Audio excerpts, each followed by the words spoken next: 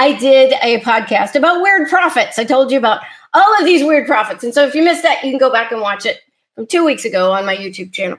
All right. So in this podcast, I told you stories about a bunch of weird prophets from the Old Testament, right? And a couple from the New Testament. And so all the weird things that these prophets did were in response to God telling them to do these weird things. So what we were actually looking at when I was telling these stories were instances of God's humiliation rituals with all of these different prophets that I told you about. Okay, so let me just do a quick review of the ones we talked about last week. Okay, or 2 weeks ago. So if you remember Ezekiel, God told Ezekiel to play with bricks and sticks in the middle of the city. All these people walking by, and he had to lay on his side in the middle of the city for 14 months. For over a year, he had to lay on his side, and God even told him to then cook his food over human poop. Now, God relented. He didn't have to do that. He did end up having to cook his food over cow poop. Way better, I suppose. But anyway, God told him to do this. Very, very humiliating. And then Isaiah, God told him to go prophesy naked and barefoot for 3 years. For 3 years, Isaiah had to run around naked and barefoot prophesying because God told him to do it. Then poor Hosea, remember his story. God told Hosea to go marry a prostitute. Marry this woman that I know is going to cheat on you.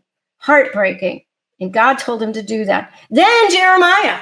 God told Jeremiah to wear dirty underwear for a long, long time. I'm sure it got really stinky.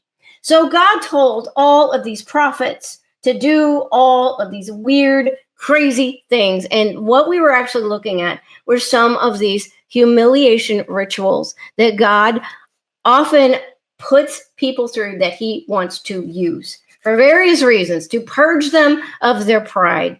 And so that's what we were saying with all of those weird prophets. And now, do you think that those prophets wanted to do those weird things?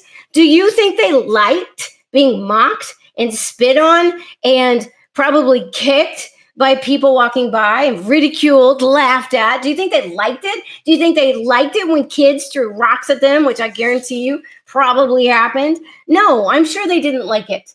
They probably hated it. But you know what? They wanted to be obedient to God more than they wanted to follow their own preferences. They cared more about obeying what God told them to do than about what people thought of them.